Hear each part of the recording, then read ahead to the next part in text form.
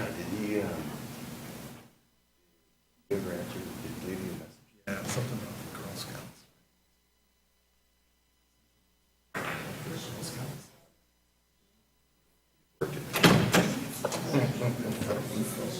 Is that what you're saying? No, he really said. Yeah.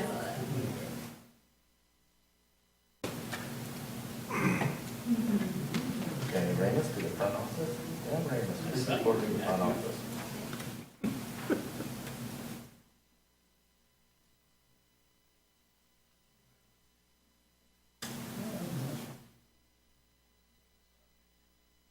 I'm trained on the agenda. Yeah.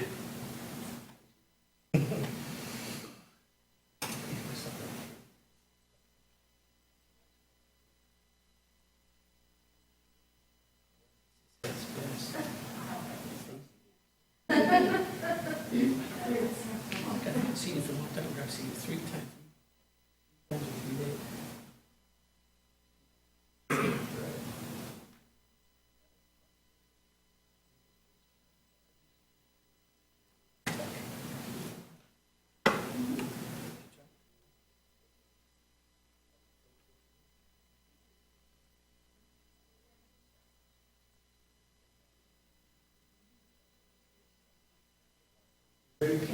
So ACSC had to go down today, they called it up to 3 o'clock.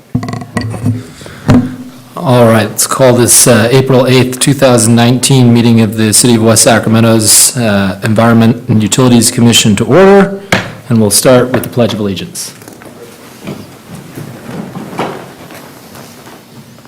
I pledge allegiance to the flag of the United States of America and to the republic for which it stands, one nation, under God, indivisible, with liberty and justice for all.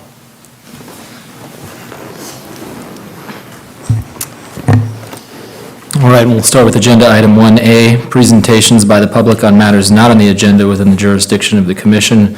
I believe we do have one member of the public here today. Matthew, I can't quite read your last name. Hargrove. Hargrove, thank you. Mr. Chair and members, thank you very much for letting me be here today. I am on a mission as a resident of the City of West Sacramento. Last year, Peggy Bell was putting together the neighborhood picnic for the City of West Sacramento, and we started to look around for a map of all the neighborhoods of West Sacramento. And as you know, being on this commission, the city has everything in the city mapped out. You can find every sewer grate, you can find every street light, you can find every stop sign on a map that the city has produced. But we couldn't find a map that showed all the neighborhood names. So we started having fun putting this thing together. I grew up here, and I've also been working with folks that didn't grow up here, but are really interested in the neighborhood names and what we call things. And I do think it's important for your mission on this commission to have a good sense of what the vernacular is, what people call the different things in the city. So this has turned into a passion project for me and a couple others, and we've been having a blast with it. This is, I think, the 12th presentation I've given on it. And it's really meant, it's not meant to be a historical map. It's meant to be a map that if you live in the most southern reaches of Southport, on the map that's labeled as, out by Dave's Pumpkin Patch, or if you live in the most northern part of the city, on the edge of Bright and the shopping center there, a very great shopping center, I might add, that's labeled on the map as over by IKEA, that you should be able, as residents of the City of West Sacramento living in the furthest 2 reaches of the city, to have a common language. Knowing where the different neighborhoods are brings us together as a community. Being able to talk about significant place names and things in Broderick or Bright or Washington now, or the evolving area along the riverfront where the industrial is slowly turning into residences and other neat things. Being able to have a common language amongst the residents is something that I've found has been fun to put together, and is something that folks are interested in. We had a little meeting last night at the barn. We just threw it out there, said anyone wants to talk about the neighborhood map, show up and we'll have a beer. Almost 15 people showed up on a Sunday with less than 12 hours notice. So it was really neat. So I bring this to you today, not just to present it to you, though I do want to present it to you and I want you to know that it is an evolving resource, but I truly mean that it's an evolving resource. I want to get feedback from you on if there's anything on here that isn't correct or anything that I've missed.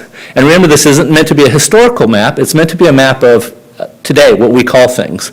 And you'll find as you talk with people in West Sacramento, depending on how old you are, what year you graduated from Washington or Marshall or River City, how long you've lived here, where you've lived most of that time. Some of us call some things different things. And a piece of this is trying to capture where there are areas where we call things different things, trying to capture that and show that. Also, there's a lot of areas of the city that are developer names that are starting to fade away, and new parts of the city that are also developer names or park names that are starting to come on that if you've lived here for a long time, you might not know them. So my time is up, but I really want to thank you very much for indulging me, letting me present this to you. And if you do see anything that needs to be added to the map or anything that's incorrect, please email me. My email's on there. We're trying to have it finalized for the neighborhood picnic, which is Sunday, May 19th. Hope to see you there. Thank you very much. Thank you. Thank you very much, Mr. Hargrove. I think we have a second, For item 3. this is for item 3. All right, we will defer that one and move to agenda item 1B, Commissioner Communications. Have there been any? Nope. Are there any? All right, hearing none, let's move to item number 2, the consent agenda, consideration of approval of the minutes of the February 11th meeting.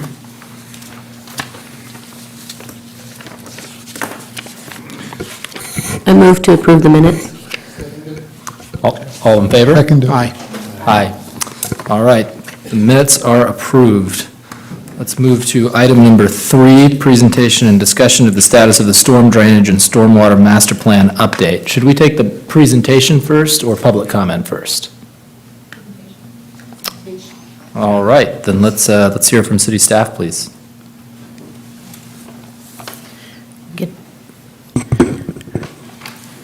We'll get the presentation up on the board for you here just in a second.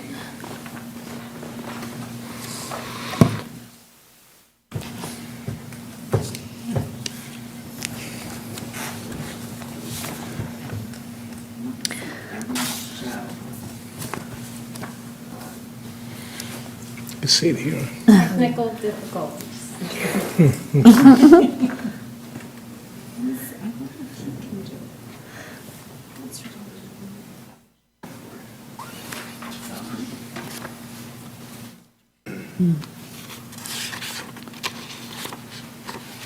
Let me see if I can get it in the back. Okay. Get it to show.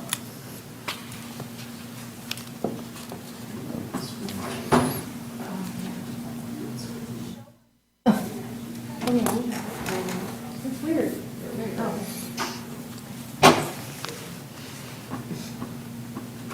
Well, they see it, but it's not up on the screen for the public.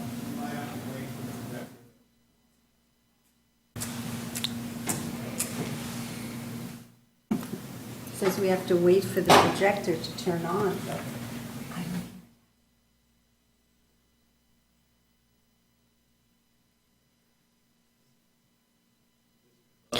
It's not working. Try going back to the beginning.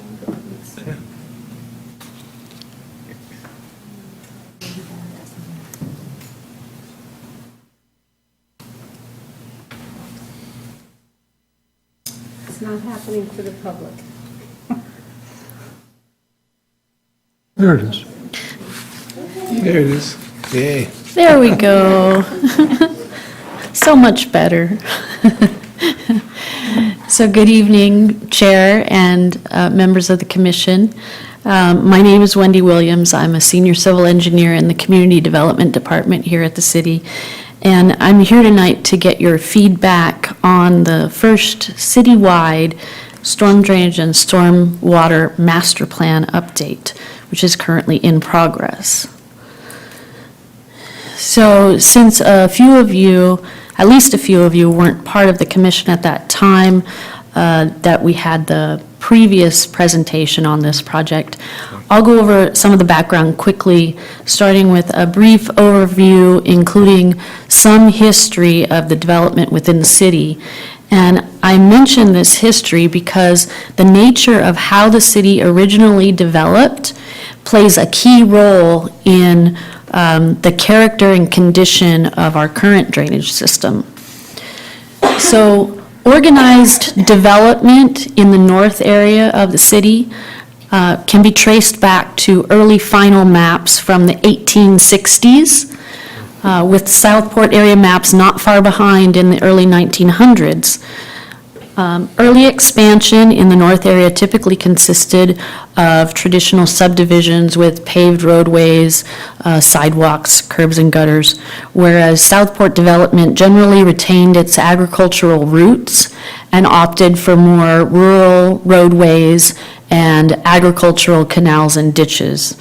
At the time of the city's incorporation in 1987, the majority of the north area was already built out, with small to medium-sized commercial centers and traditional residential subdivisions, whereas Southport was relatively undeveloped and consisted mostly of continuing agricultural and ranch uses and larger home sites.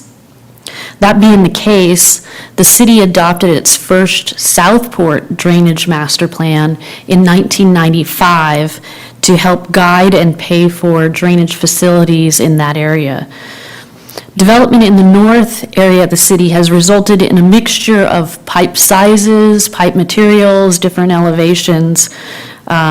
Design of those facilities prior to city incorporation was governed by Yolo County criteria at the time of that installation. Large residential developments in Southport generally discharge runoff to several different reclamation district canals and detention basins through a city-owned network of drain inlets and large diameter pipes. The majority of those pipe systems and detention basins were constructed in the 1990s or later, while some of the canals have existed since the Southport developments of the early 1900s. Another complication of the internal drainage system is the segmented ownership and maintenance of the different facilities.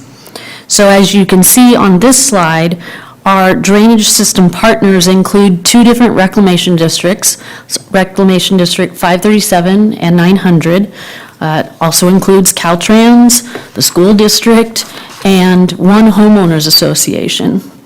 The northern area that's labeled RD 811 is a former reclamation district that was dissolved in 2010. That area is now called Maintenance Area 4, and it's maintained by the city. But the most significant point here is that all of these drainage facilities, regardless of who they're owned or maintained by, are so intimately integrated into the overall system that if a portion of it doesn't work, then it's a problem for all of us. With that in mind, this project includes a review and condition assessment of some major non-city facilities.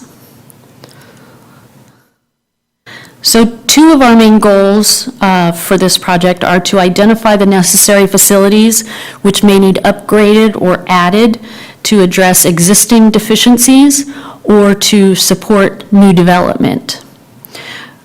We also want this master plan to act as a guidance document and really define what we're learning through this process about our existing drainage system. So what is it composed of? How does it function? What's its condition? And what kind of maintenance requirements are there to keep it in good working order?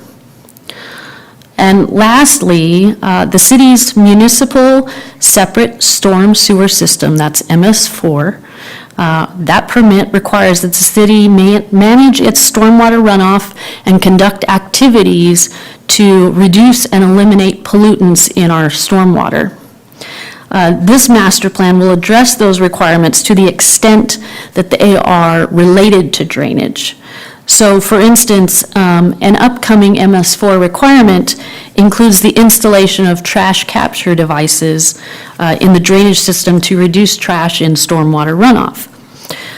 Compliance could include some smaller devices within individual drain inlets, or it could include larger devices downstream of that location.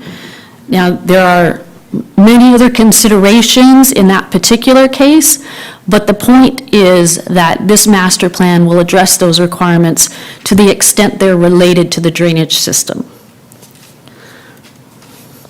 So this is our current schedule.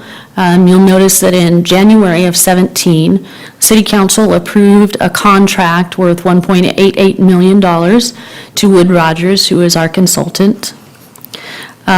You'll also note quite a large gap of time since our last update to you in August of 2017. So as I noted earlier, the north area was mostly built out by the time the city incorporated, whereas Southport was relatively undeveloped. Therefore, the drainage system for Southport has been much more planned and structured than for the north area. Data gathering in the north area has been extremely challenging, and especially with the segmented ownership of the facilities. Suffice it to say that moving forward, we're looking to complete the surveys and the modeling this month and have a draft document available in October, come back to you in either late October or November for workshops, and finish up with the final document in December. So the current hydrology, or the rainfall standards that are included in the modeling, the current ones are old. They're based on Sacramento County standards from around 1992. Yolo County updated its master plan, its drainage master plan, in 2009. It does include West Sacramento as part of Yolo County, and it included expected rainfall generated from rainfall gauges in, around, and immediately adjacent to Yolo County. So therefore, this master plan will use the 2009 Yolo County rainfall standards due to their direct applicability to West Sacramento, as well as their more recent data. The downside to that, if you call it a downside, is that hydrology data includes 10 to 14% more rain volume for the 100-year 24-hour storm, which is the storm used for modeling. So based on that, our modeling results are expected to show areas that are in need of additional capacity or storage. So this graphic demonstrates the change in runoff characteristics between pre-development and post-development, also known as hydromodification. The relative sizes of the blue arrows shown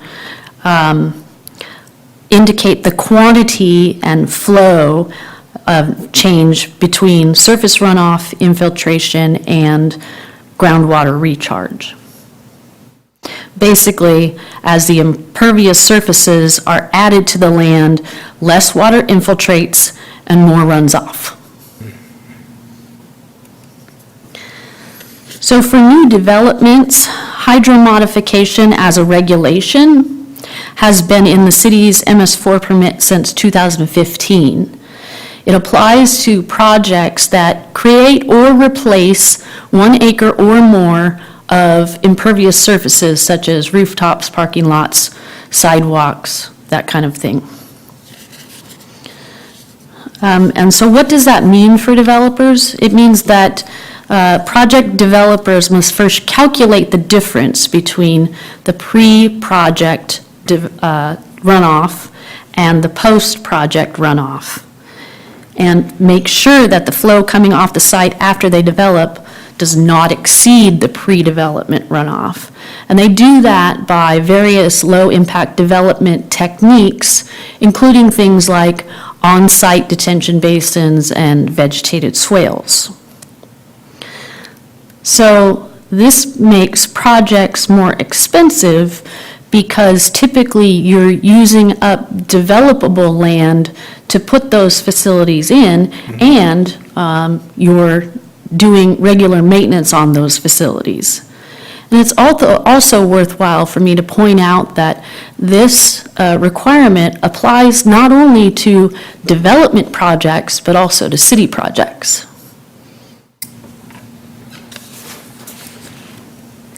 So the basis of the hydromodification regulation is to avoid bank and bed erosion in the receiving waters where the stormwater is discharged. The city's MS4 permit includes a provision for approval of an alternate hydromodification standard as long as there is no bed or bank erosion. However, in looking at the MS4 requirements for some larger, say Bay Area cities, their MS4 allows for an exemption of hydromodification for projects which discharge to either concrete line channels or tidally influenced channels. All of the receiving waters for West Sacramento are tidally influenced. We discharge to either the Sacramento River, the Deepwater Channel, or the Yola Bypass. Another thing that I'll bring up is that there is actually a group of municipalities called the Sacramento Stormwater Quality Partnership, which includes the County of Sacramento and the cities of Sacramento, Folsom, Elk Grove, Rancho, Cordova, I'm missing somebody, Citrus Heights, and Galt. And they have produced a full hydromodification plan that's been reviewed by the Regional Water Quality Board. In that plan, projects up to just over 2,000 acres may discharge to the Sacramento River or the American River with no hydromodification requirement. Through a specific type of modeling, it was shown in that plan that discharges from such a small project have essentially no effect on the flow of the overall rivers. That is, very little likelihood of better bank erosion. The precedent is there within the Central Valley for a hydromodification exemption, although the partnership approached it from a different perspective. So staff and our consultants believe that we have a high probability of success in obtaining a hydromodification exemption from the state. It would just take some staff and consultant resources to put a package together and set up the meetings and continue with that process.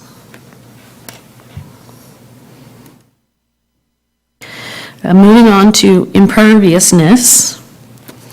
As noted in the hydromodification slide, the amount of runoff is directly impacted by the amount of impermeable surfaces such as rooftop roadways, sidewalks, that kind of thing.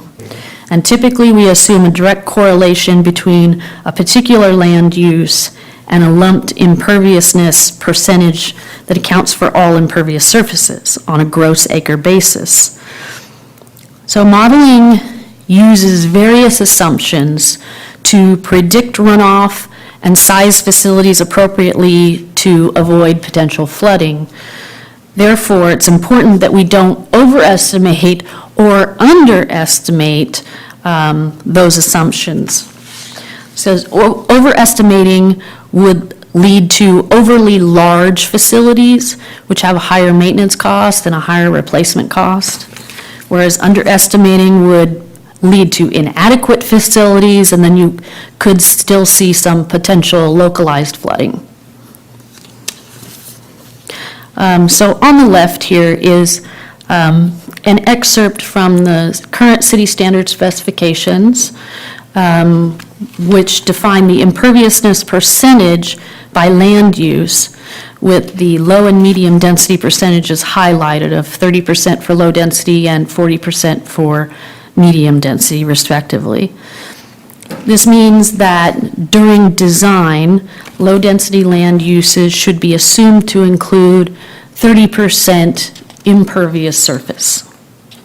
For the existing condition modeling, we needed to check that and make sure that that assumption is correct. So our consultant conducted a desktop analysis of several representative areas of low and medium density land to check the constructed condition against the published values. So we looked at 4 locations in the north area, 2 low density and 2 medium density. And in Southport, we looked at 5 low density and 5 medium density representative areas. And here are our results for those. You'll note that the imperviousness percentages for all areas sampled are higher than the published percentages.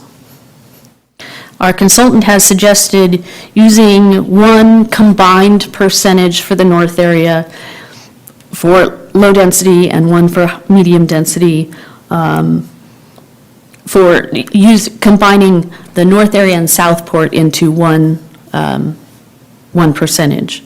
So their suggestion is to use 55% for low residential and 65% for medium density. But we actually have other options.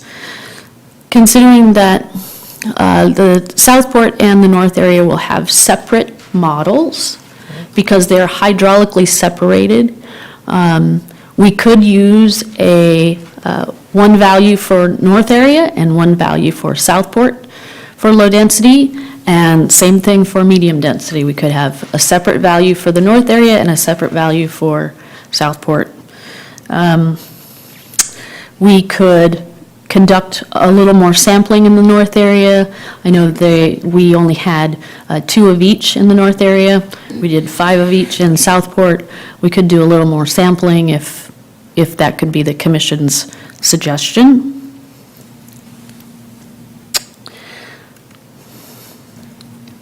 Looking at the future condition for low and medium density, an existing condition is relatively easy to account for since you have something to compare to. But the future condition relies wholly on the assumptions that you make, such as the imperviousness percentage. So with regard to the low and medium density land uses, the options for future condition are similar to the existing condition with somewhat different consequences. So we could use the same values that we decide on for the existing condition. We could use the published values of 30 and 40% for low and medium density, or we could use something in between. It's important to keep in mind the ramifications of what we decide here. For example, if we decide to assume the 30 and 40%, we may need to institute future policies to regulate and cap the amount of impervious surfaces in certain areas. But that may actually be more palatable than constructing larger diameter facilities, which we need to maintain and replace at some point.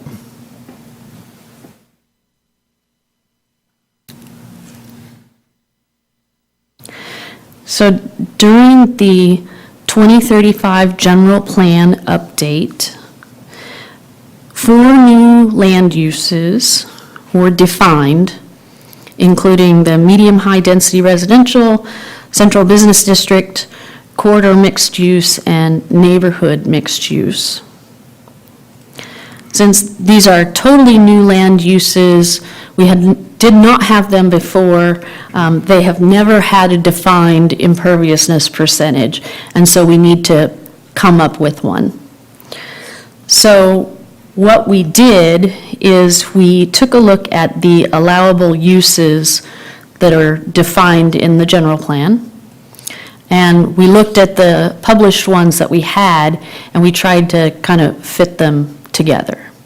So in looking at the medium-high density residential, medium-high is 12 to 20 dwelling units per acre. And if we decide to use 65% for medium density residential and high density is 70%, then let's split the difference and call that 68%. For central business district and corridor mixed use, they are so close to being the same as far as their densities and their floor area ratios, that we would consider them to have the same percentage imperviousness, considering that all commercial uses are currently listed at 90%, and the type of construction that you would expect to find in CBD or the MUC is very close to a commercial type of construction. We're going to suggest that we use the commercial rate of 90%. For the neighborhood mixed use, this is the most complicated one to define because of the wide-ranging uses and densities and floor area ratios.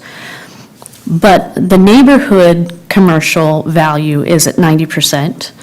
And if we consider the medium-high density residential at 68%, so let's look at something in between there. Our suggestion is 80%.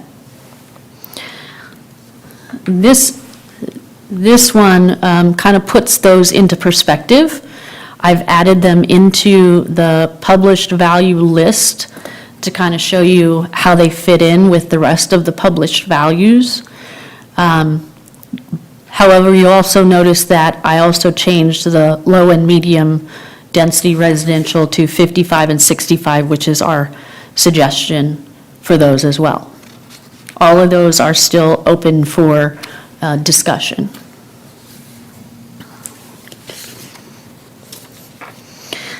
So on to some modeling results. As I noted in the agenda report, our consultants are still compiling information to run the models for both the North area and Southport.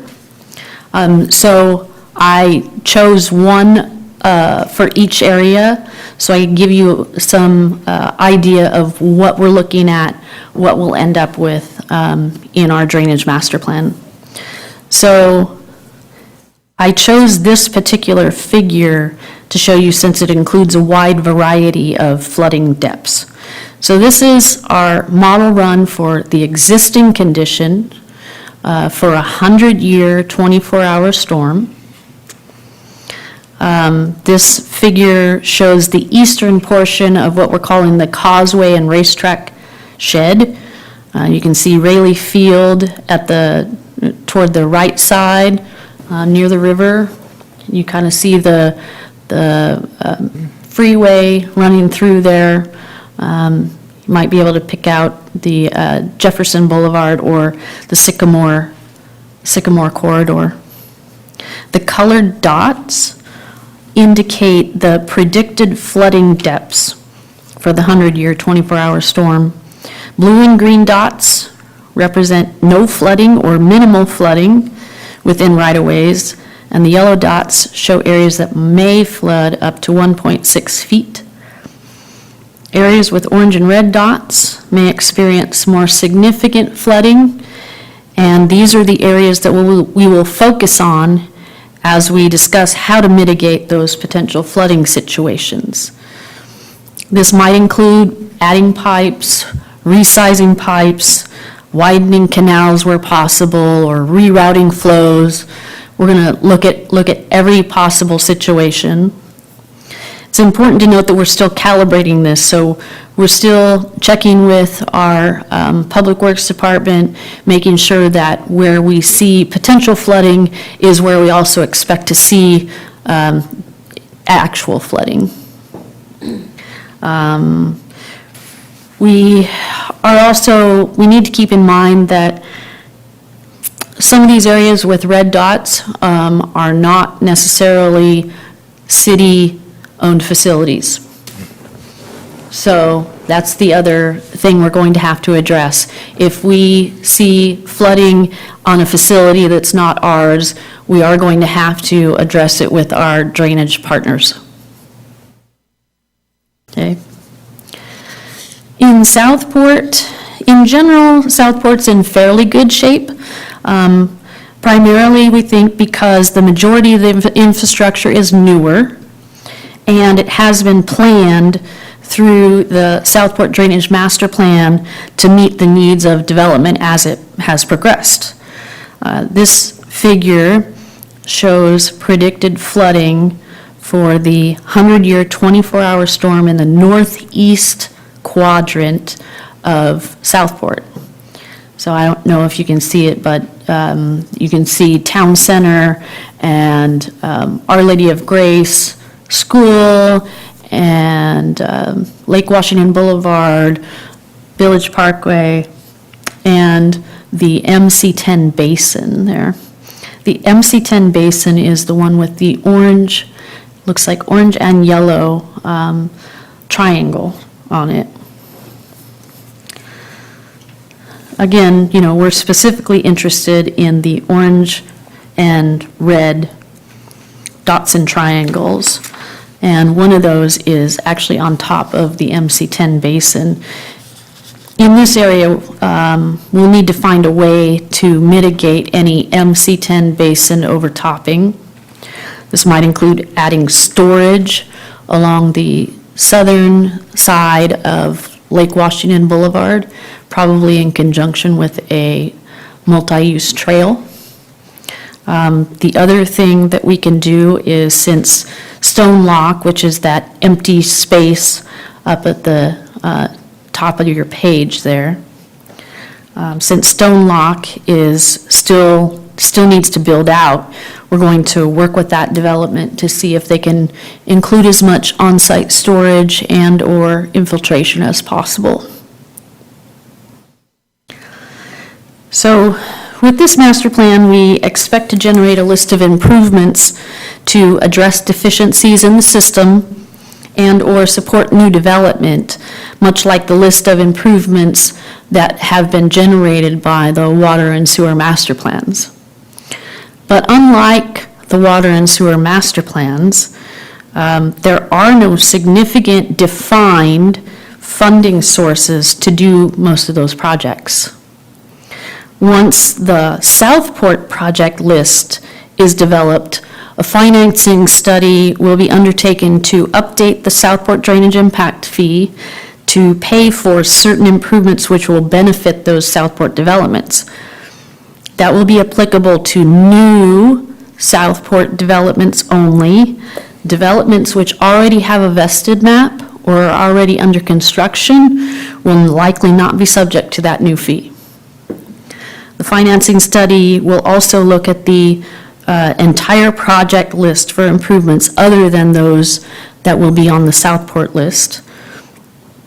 And it'll recommend some options to fund those improvements as well as ongoing O&M.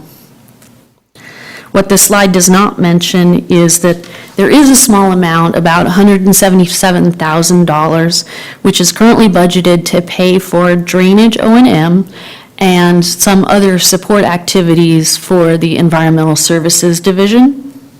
However, that amount is the proverbial drop in the bucket as compared to the anticipated value of the improvement list. So I know I've thrown a whole lot at you. I really have. But here's a list of the items that we're seeking your input on. And that first one was the hydro modification exemption, whether we should pursue that with the Regional Water Quality Control Board. The next three are all based on those imperviousness assumptions. First one for existing, and the other two for future. And then that last one is if you have any suggestions or comments on future funding for capital improvements or O&M. And I'd be happy to answer any questions or allow public comment, however you would like to do that. Let's take public comment first, if the rest of the commission is okay with that. And I ask because I'm looking at the comment card here for Dan Ramos from RD 900, and it rings a bell, so I've got a question for you, Mr. Ramos, when you get up to the podium. Thank you. And my question is RD 900 currently represented by Downey Brand? No, it's Okay. not, no. Rang a bell, all right. Yep, Jim Day from Carter Day is our Okay. attorney there. Hi, I'm Dan Ramos, president of RD 900. Been providing drainage services and flood protection services to the city of West Sacramento for 108 years. So got a long record in this study, what's going on. And I know our staff at RD 900 has been cooperating with this study and providing information. But one thing I wanted to point out and make you very aware of, actually, it's a good thing. And I won't get in, I'll try not to get too much detail, but recently Yellow County LAFCO would do their five-year municipal reviews of cities and all the different districts that are in there and stuff. They recently did one in all the flood control districts here in Yellow County, including the reclamation districts north of West Sacramento. It included a study of RD 900 and 537 and MC4 area that Wendy explained up there in the Broderick area there. With that review, they recommended that LAFCO's always looking at ways to consolidate government, make it run efficiently, and not have overdoing it in terms of too many people in the mix. So one of the recommendations is do what we can to consolidate districts and do it. So in all that process, came back, the city of West Sacramento participated and said, why don't we just take over the whole system? And there's some good and some bads with that. In terms of drainage, we think it's a great idea. With flood protection, there is some issues that come with that in terms of liability for the city that they don't have right now. That's why the rec districts are there. They kind of limit the liability that the city would have in terms of it. So one of the things that's out there, this is what I want to explain, is that there is a alternative plan that's been submitted to LAFCO to review, and this is going to be around end of May, and hopefully they're going to have the meeting here. The city has a plan just to go in and take over the two RD districts here and just take them over and run them. And it brings that liability issue into play.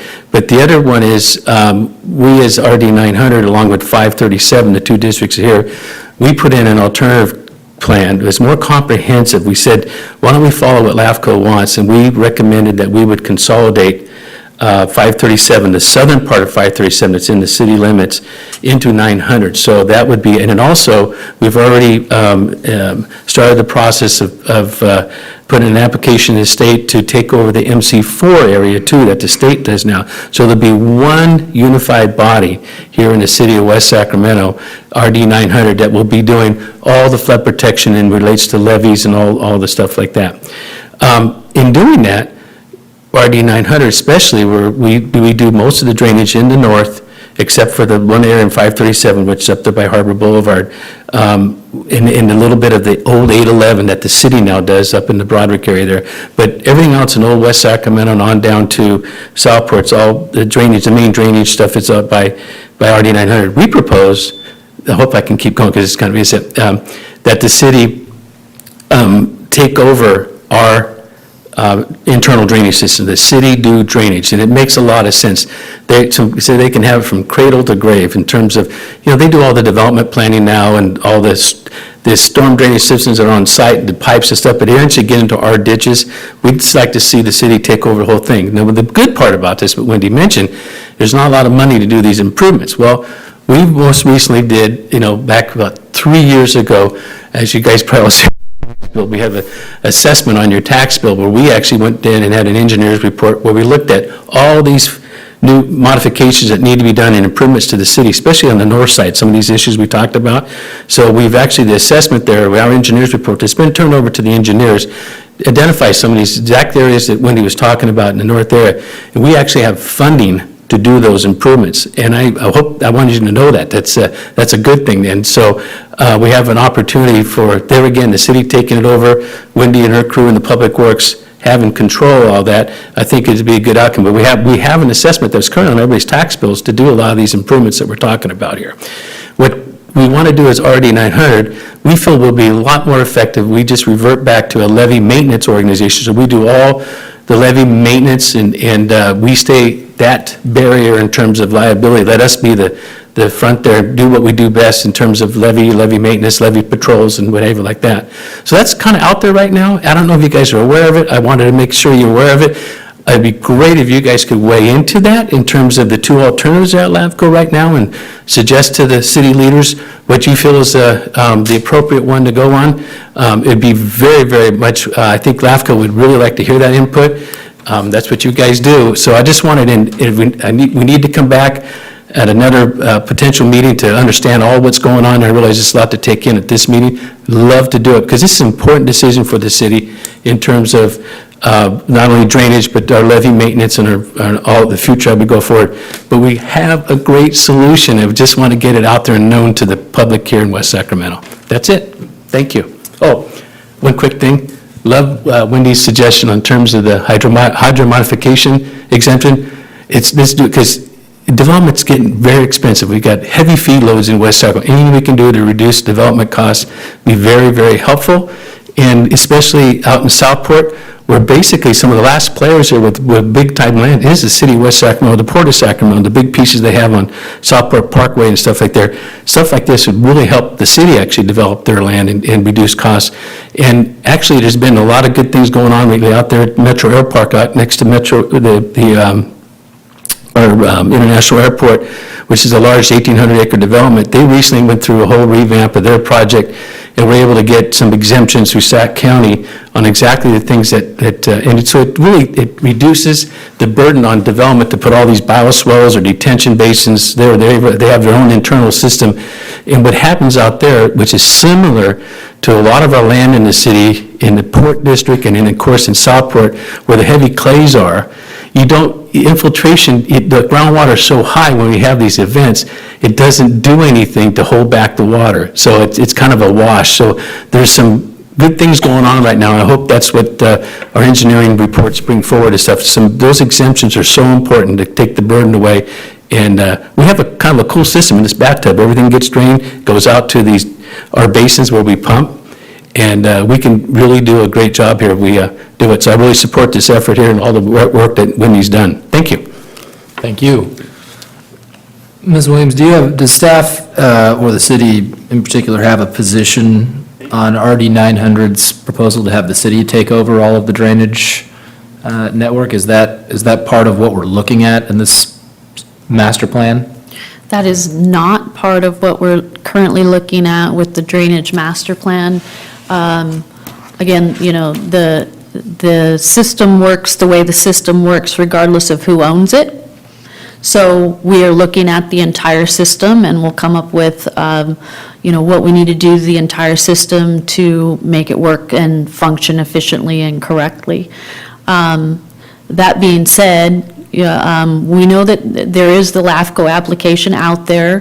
What I heard at the last council meeting was that they're planning to review that on May 23rd, potentially here in the council chambers. Other than that, I don't have a lot of direct knowledge of all of the options and everything that's being looked at, so I don't have a position either way at the moment. Thank you. Let me ask one more question. Sure. Sorry to dominate the floor. Okay. In terms of the assessment that Mr. Ramos mentioned a moment ago, if RD 900 is either fully consolidated with the city or the city winds up taking over these drainage responsibilities, will that assessment remain a valid funding source that can be transferred over to the city, or will the city have to do a new Prop 218 assessment?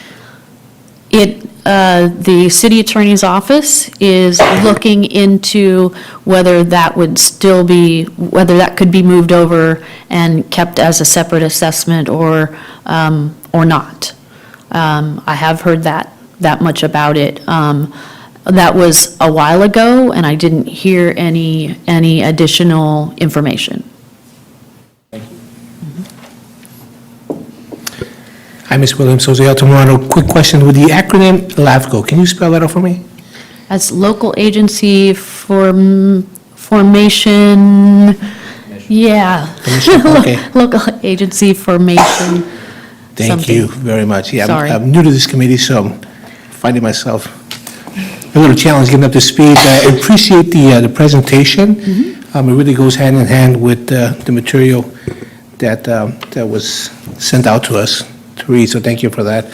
A couple questions on the modeling map. If we can go back to it real quick, on the first one that you showed, I think it showed part of the north area. Am I reading that correctly, where you have no issues on the Broderick area with potential flooding? Not this one, it was the other one that you could almost, yeah, right here. So on the far right side above, yeah, towards the right hand, so there's no flooding issues in that area right there? If there are no dots at all, it doesn't necessarily mean that there's no flooding. What it means is that system is probably on a different sheet. Oh, okay. So this particular figure is only looking at what drains to the west. Does that make sense?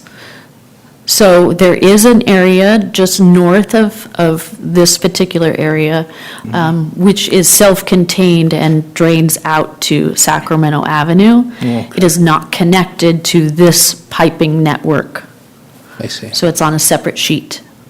Okay, thank you. And my other question on regarding imperviousness, if we go back to the little charts that show the north area and the southport area, this one here.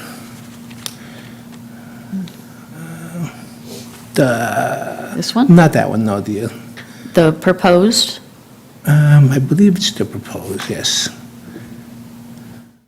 this one? No, it's, no, I think it showed the north area, low density, and also southport area. For the areas that we sampled? Yes, thank you. I just want to make sure I'm reading this correctly since I have you here. This one? No. So a chart that looks like this. Oh, Yeah. okay. This Right there, yes. So I just want to make sure I'm reading this correctly. So there is this telling me that there's more runoff in the southport area than the north area? Since the percentages are higher in the southport? That is what you could gain out of Okay. these results. Okay, The reason I say it that way is because, again, we have 5 different sample areas in Southport, but we only have 2 different sample areas in the north area. So potentially, if we looked at more of the north area neighborhoods, it might actually be a little closer to the results that we got out of Southport. I see. Okay, thank you very much.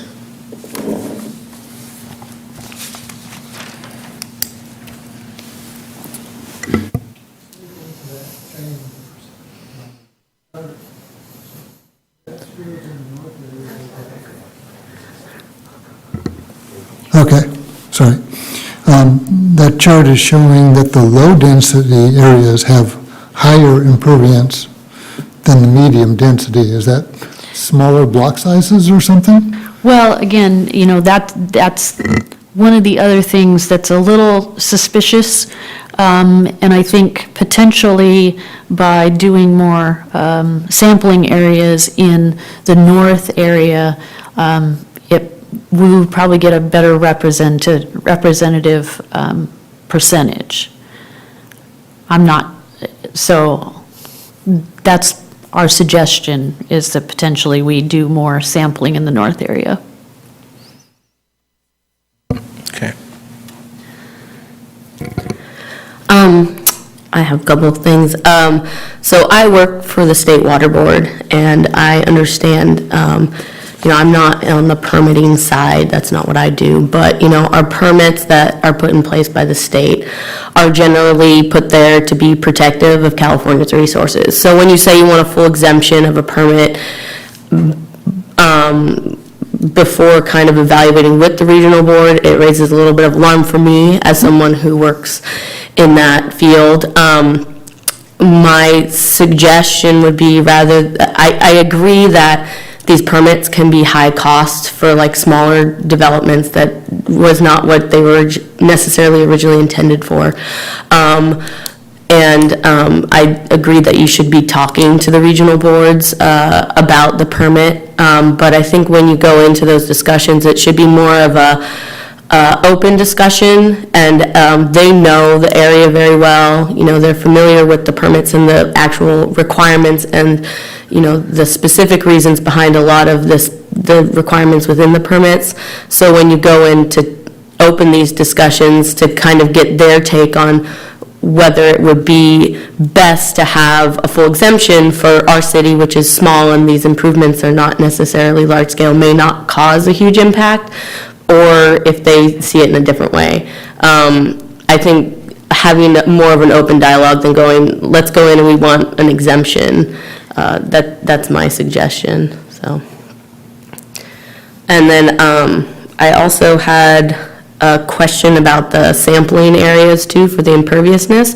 How did you pick the different areas? Was it random, or were there specific? It was random. Part of the reason that we ended up with 5 sample areas in the south port and only 2 in the north areas, because we actually have what amounts to 2 consultants. We have our main consultant, and that consultant has a sub-consultant. And so one of them is doing the north area and the other one is doing Southport. Okay. And so there wasn't 100% agreement on, let's do 5, or let's do 2, or, so we got, 2 out of north area and 5 out of Southport. And that's how we ended up with that. They are supposed to be representative of all of the development in a particular land use, but I'm not sure that they are. Yeah, I think with the north area, being a little bit more diverse in the types of development, I think additional sampling would definitely be needed to really determine that imperviousness. Right. Because I don't see 2 sample locations being a good representation of that area to get a really good percentage of that, so. Right. That's it, thanks. I have a question kind of related to that, or the first part of that. What are the anticipated issues that the Water Control Board would have with that exemption? Or what should we be thinking about as you generate more runoff, what is the trade-off there as it goes higher and higher? Well, again, with hydromodification specifically, what they're looking at is to avoid bank and bed erosion in those receiving waters. And the reason that we're suggesting the hydromodification exemption is because we don't have any natural streams within West Sacramento anyway, and the areas, the receiving waters that we do drain to are all tidally influenced. Like I said, the partnership has already shown, they took a little different approach, but they did show that generally, quote, small projects, and they're defining a small project as around 2,000 acres, that those projects, when they drain to specifically the Sacramento Avenue, or Sacramento River, or the American River, had little to no effect on the flow of that river. Therefore, the likelihood of bed or bank erosion from that particular project, which is 2,000 acres, was very low. And therefore, they got an exemption from hydromodification for those particular projects. Again, the MS4 municipalities, the larger ones in the Bay Area, also directly written into their permit is an exemption for draining directly to a tidally influenced channel. And so we're kind of playing off of both of those and looking at our own drainage system and our requirements and going, well, okay, we drain to the Sacramento River, and, you know, if I was a Phase 1 MS4, like an Oakland or a San Francisco, then I would have it written into my permit that says I'm exempt from that. So let's go approach the regional board and talk with them and see if they agree, or if we can come to some agreement about that. Because we know it's expensive for our developers. And as I pointed out, it's not just our developers. It's expensive for us, because if we have a project that creates or replaces more than 1 acre of impervious surface, then we have to meet those requirements as well. So it eats up developable land, and it requires regular maintenance for those areas that either on-site detention basins or vegetated swales or the like. I don't know if did that answer your question, or? Part of the way there. Okay, I think, okay. I'm just trying to think through, there's probably considerations around the water table and how much, you know, load you put on the rivers and the canal. And, you know, what is some of the basic considerations there? I mean, do we have to think about the water table? Is that not really an issue for our region? It's not really an issue. We're not taking the groundwater into account. What we're looking for is the runoff that we directly put into the receiving water, whether it's the Sacramento River or the Deepwater Channel or the Yolo Bypass.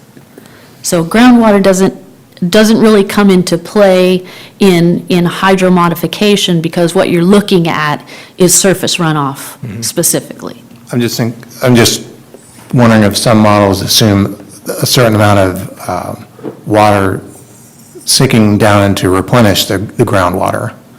Well, The water table. Yeah, you do take that into account when you calculate the difference between the pre-development condition and the post-development condition. And some of that is impacted by how much impervious surface you put on, because less water will infiltrate. So it is in a roundabout way included in the calculations that you do have to do.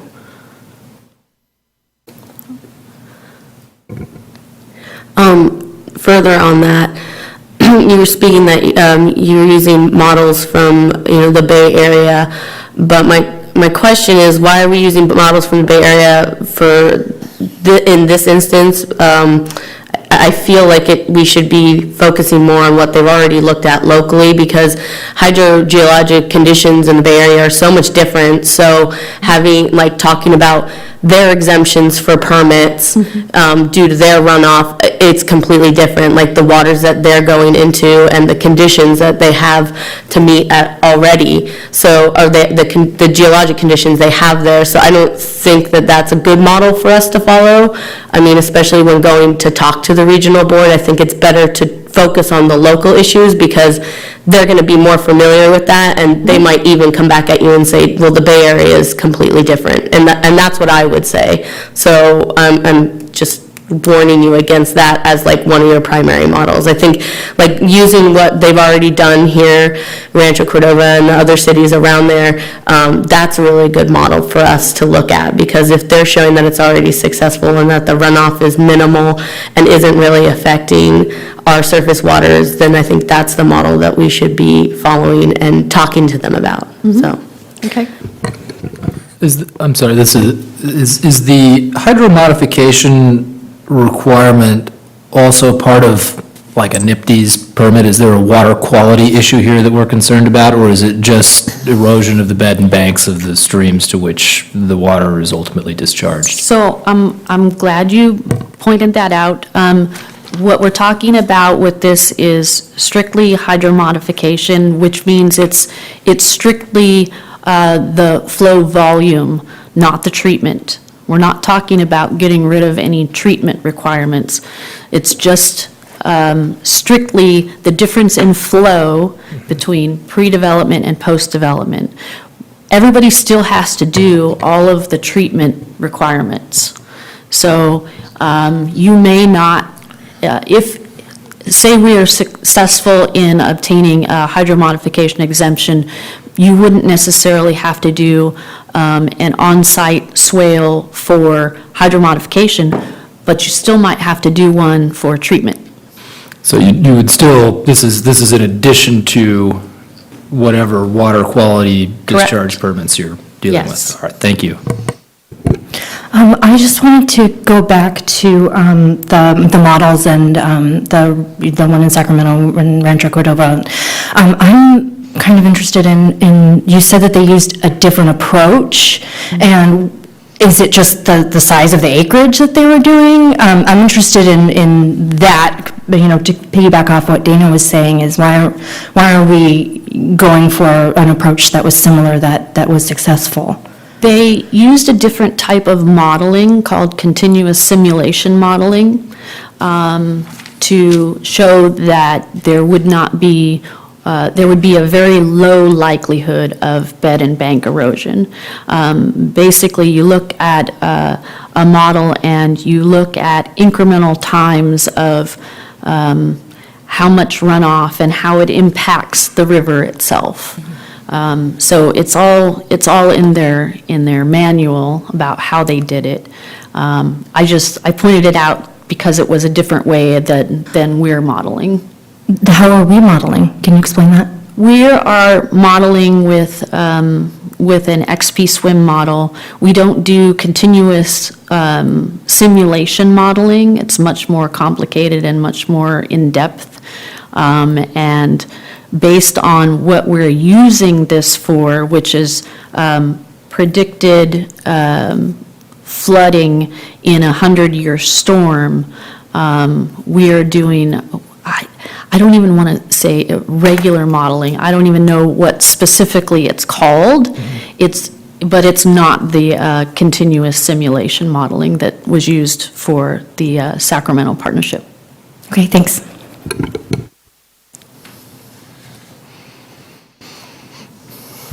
Have any other comments from commissioners? Yeah. And so just to follow up on what I was mentioning earlier, I think just from reading the nice presentation you gave, I think the exemption is a good idea to pursue, and just where I would end up is just, I think it's a good idea to go talk to the Water Control Board and just anticipate what their concerns might be. And just, that's a good part of the conversation to understand. Okay. So I concur as far as from what I see so far. I think that's a good approach. And I would second that. We're very special in where we drain to Yolo bypass, like you mentioned, the deep water channel, the Sacramento River. So it does make sense, in my opinion, to pursue that exemption, definitely.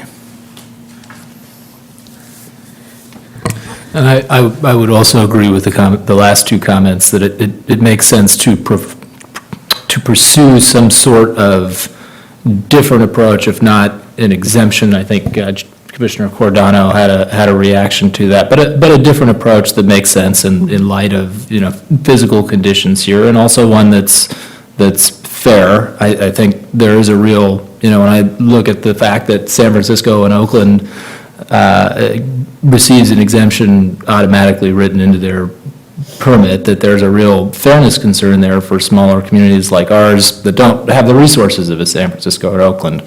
So I would say that. I would also echo Commissioner Cordano's comments about the approach to take with regional board staff. I think, I think we all recognize that starting a dialogue is better than going in with a firm set position, and I hope city staff will take that approach. Yes, I'm sorry if it came off that way, but the general idea that we've talked about in-house is putting together a package and requesting a meeting immediately with staff so that we can get that dialogue started. Great. And then just one other comment on future funding. I think the issue of, regardless of what happens with RD 900, the issue of how that assessment is going to be handled is a significant question, and hopefully the city attorney will be able to provide good advice on that. But let me ask you a question. Outside of a property-related assessment, what other funding options are there for the city? We are going to find out a lot more about that when we do the financing study. We're hoping to get a consultant that has done that type of funding or those type of recommendations. I'm not sure what's out there. I know that we need some creative ideas because we don't have any dedicated funding sources as of yet, or very, very little. So. Great. And then I'll also echo the comment that additional sampling in the north area should be done. And with that, I will rest. Any other commissioner comments? I'll join in with the support for the hydro modification request and the additional sampling in the north area. And just to move on one step further, also for using the higher numbers for the imperviousness for the low-density residential and medium-density residential, the numbers we're using look tremendously too low for what we're actually seeing. Thank you.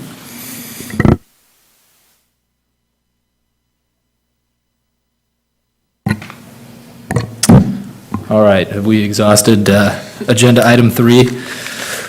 Let's move on to agenda item 4, consideration of approval of the water transfer between the City of West Sacramento and the Woodland Davis Clean Water Agency.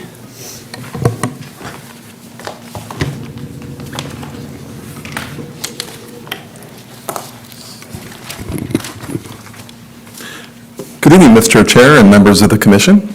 My name is William Roberts. I'm the Public Works Operations Manager. How are you tonight? Very well, thank you. Good. Staff respectfully recommends that the Commission hear the staff presentation of the proposed water transfer between the City of West Sacramento and Woodland Davis Clean Water Agency. I'd like you to provide feedback to staff and recommend the proposed sale to the City Council for approval. A little background. The Central Valley Project, which is also known as CVP, water proposed for transfer as part of the city's water supply under the contract with the U.S. Bureau of Reclamation. The city utilizes the CVP water throughout the water year, which is October through September. In June, July, and August, and September, according to our contract, is normally when the water is when we use the water. In a 100% year, the city is required to purchase CVP water, whether we utilize it or not. Specifically, the city is required to purchase 9.6 acre-feet in a 100% year. The Bureau of Reclamation defines 100% year as a year that the city can take 100% of allocation or utilize 100%. In the past, the city has transferred water to West Woodland, Dunnigan, and recently Woodland Davis Clean Water Agency. These were all done with 100% years, keep that in mind.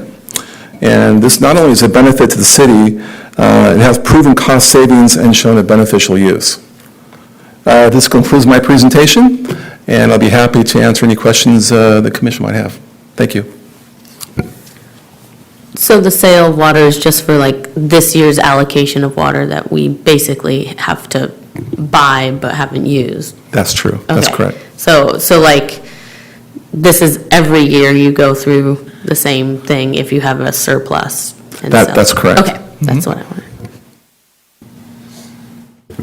So one question here, when you say 100% year, we're required to purchase it, it's is that a year when CVP can provide us with 100% of the contract? I'd like to defer this question to Water Treatment Superintendent Chris Kanye. Good evening, Chair and committee members. I'm a little nervous, so 100% year means that it's an allocation that the Bureau gives us. So if in a dry year, they might allocate us only 50% of the allotted acre feet. 100% year means we get 100% of that allocation. Okay, thank you. That was easy. So has a contract with Woodland Davis actually been negotiated? We're presently negotiating right now, we are. And when would that expect to be completed? We're hoping within the next couple of months, but the exact date, I'm unsure. We have to get approval from council before we can negotiate the contract completely. So we did a contract with them last year and sold them 1,700 acre feet, and we hope to, they're asking for 2,000 acre feet because their sole water supply is CVP water. So if we run into a situation where the Bureau puts Term 91 on us, which is a limitation of our appropriative rights, then they run out of water after November. So that's why they want to negotiate with us. And is there a price that's been negotiated per acre foot?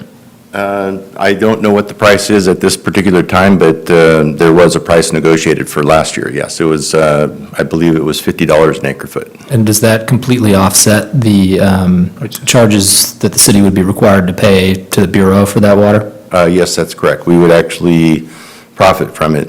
It would offset our total water bill. Great. And the surplus money that you make from the sale, where does that go specifically? Does it go back to the department or? Back to the water fund. Okay, it does, okay.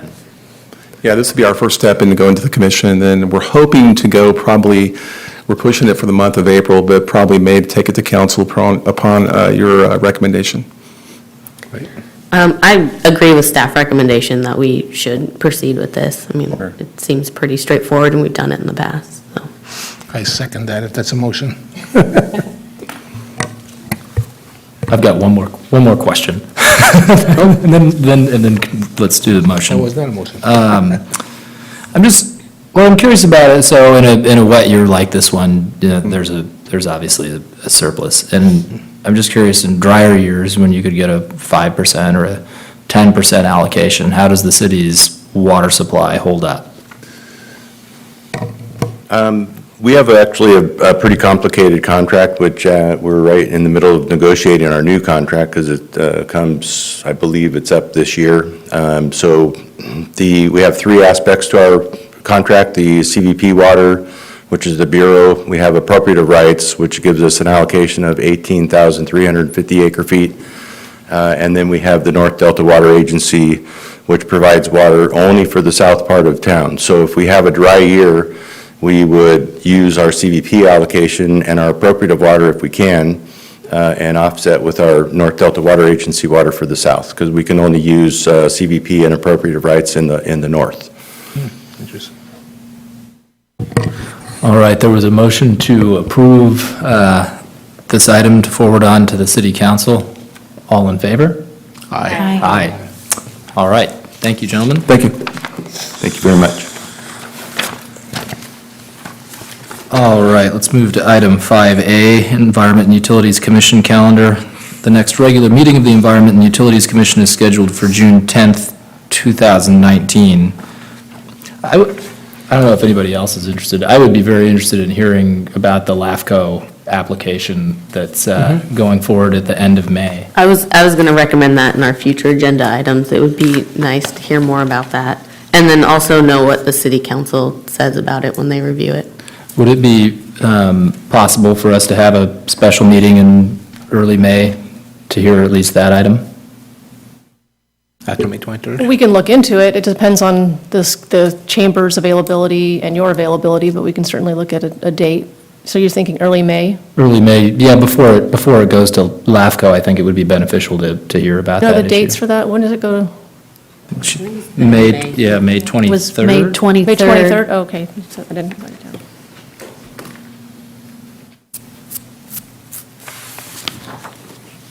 I don't think we need to set that Right. yeah. tonight, but. Yeah, but Jennifer will send an email out and look at we'll find some optional dates that work for the council chambers, and then email all the commissioners to find out what dates work for you. That would be great. Thank you. And with that, I believe we are adjourned. Right, Nope? no. 5? I missed the back. Sorry, guys, we are not adjourned. Do we have Double-sided document. Do we have any reports from city staff? Yes, thank you, Chair. Just two things. I wanted to just announce our Earth Day and Spring Celebration event. I left a flyer for each of you. Just wanted to invite you to that event. Hope you can make it. We've done an Earth Day event for several years. This year, since it's close to Easter weekend, we're partnering with the Parks and Recreation to also celebrate their spring celebration, where they do egg hunts and a lot of kids' activities. So we'll have the Earth Day component with our vendors and exhibitors with information and resources for people to live more sustainably, and then the egg hunt and other spring celebration events will occur at the same time, and it's at Bright Park. I don't know if you've been there recently, but the park's been redone. It's really nice. I'm hoping this will be a really well-attended event this year. And then the last thing I wanted to just follow up, at our orientation, several commissioners had expressed interest in setting up some tours, and I did reach out to our operations staff. So what I'd like, if you wouldn't mind emailing me what your interest is, like what kind of facilities, like the water treatment plant or other facilities, infrastructure that you'd like to see, and then some days and times that work best for you. And then I can coordinate that with staff and get some tours scheduled. That's all I have. Great. Wonderful. And we did one future agenda item request. Are there any other future agenda item requests from members of the commission? Just related to the next presentation, if some of the graphics were a little difficult to see, I like the map. I was wondering, maybe next time we consider having a printout or something of those particular pages where we can take a closer look at the maps with the symbols and the different colored lines that represents the different, either open ditches or culverts or whatever the things were. I would also like a little bit more about the data and the boundary conditions on the models that we're using. Yeah, I'm really interested to find out how all of those were put together and what assumptions we are basing and things like that.